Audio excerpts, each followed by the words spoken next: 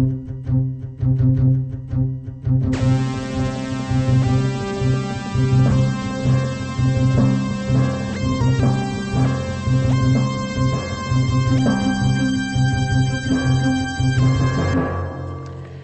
evening and welcome to another edition of Backline. On today's show we have an exclusive report for you about a dodgy university lecturer at Australian Catholic University in Melbourne with accusations of plagiarism and exploitation of his own students' work to further his career. We'll now take you to a report with Camilla Desmolon. Inside this tertiary establishment have risen accusations of corruption and unscrupulous conduct by one of Australian Catholic University's foremost literature lecturers, Dr. Keith Vanderklaas, head of the literature faculty. Dr. Vanderklaas has been accused by fellow lecturers and students of plagiarising student assignments and entering them as his own peer-reviewed journal articles.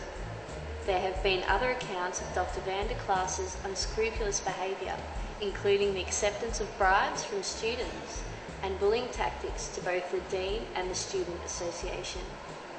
Carla, whose name has been changed for personal reasons, was a former student of Dr. Vanderklaas with an unblemished record of high distinctions. She was active within ACU's Student Association and had a prominent future in publishing until she had encountered Dr. Vanderklaas. You know, he's just such a cunning, calculating snake. He monopolised my tertiary studies, threatening me to write extra assignments for his own benefits, just so I could keep my high distinction average.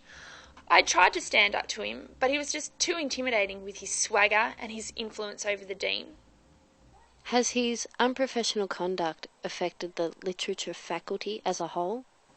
God, he was so cunning, he had everyone under his thumb. We could only watch helpless as he submitted our work as his own, picking up so many peer-reviewed literature prizes in the process. In July 2003, major excerpts of Carla's piece on women's role in the Industrial Revolution was featured in an Oxford peer-reviewed journal, only that it was entered by Dr. Vanderklaas, resulting in a Literary Guild nomination. And again, in November 2004, Carla's piece on the paradox of feminism in postmodern literature was featured in Time magazine editorial, only that it was under the alias of none other than Dr. Vanderklaas. On top of these accounts of plagiarism, Dr. Vanderklaas faces inspection by the university on thousands of dollars worth of office furniture that has apparently gone missing since his occupation in this faculty.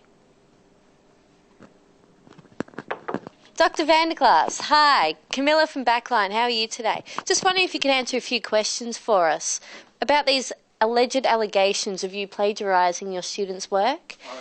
I do not know anything. You have nothing to say? No. Then what about the thousands of dollars worth of office equipment that's gone missing since you've been in this faculty? Dr. Vanderklaas, just a few questions. Dr. Vanderklaas, come on, please. I'm too busy. Dr. Vanderklaas. Get out. Dr. Vanderklaas. Well, it appears that Dr. Vanderklaas is too busy for an appointment or answer a few questions today. Dr. Vanderklaas has been operating like this for over 5 years, and as seen by the footage today, the man has absolutely no respect for this university and walks through these corridors with absolute impunity. He has cost students a fair assessment through his underhanded and dirty tactics. Thank you for that report, Camilla. I'm now joined live in the studio with the Dean at Australian Catholic University, Professor William Zeng. Thank you, Professor. Thank you. So, firstly, how has the university reacted to the scandal? Well, this situation presents a complicated answer for what comes to be a very simple question. All I can say is that the university has looked into the problem that is at hand. But surely disciplinary actions must be taken. For example, Dr. Vanderklaas could have his doctorate revoked. Well, we don't want to go that far into taking disciplinary measures. All that we're addressing today are the circumstances that have been alleged against Dr. Vanderklaas. We have conclusive evidence here that plagiarism and bribery has occurred to over 300 students, Professor. Did you see the tape? I can play it again if you want. But this is quite substantial, and articles have been published in the Time magazine about this issue. What have you got to say about that? I don't think we need to really address such an insignificant magazine article, let alone just these few unrelated circumstances. What we are addressing here is choosing whether taking action into deciding whether a preemptive inquiry is really that necessary. Right. So are you telling me the university has not looked into the matter since the allegations have been made public? Well, I can certainly assure you that the wheels are definitely in motion on the matter, but I can comment that the university establishment is feeling very upset about the matter and that action will be taken in due time. Right. Well, I don't think we're going to get quite a straight answer, so I think looks like we're out of time. Thank you, Professor. Next week, join us. We're having a look at the MySpace epidemic and the adverse effect it's had on the boom of emo culture in Australia. Don't miss out on that. That's all for our news this evening. We'll have updates throughout the night and the late news at 10:30. For now, take care. Good night.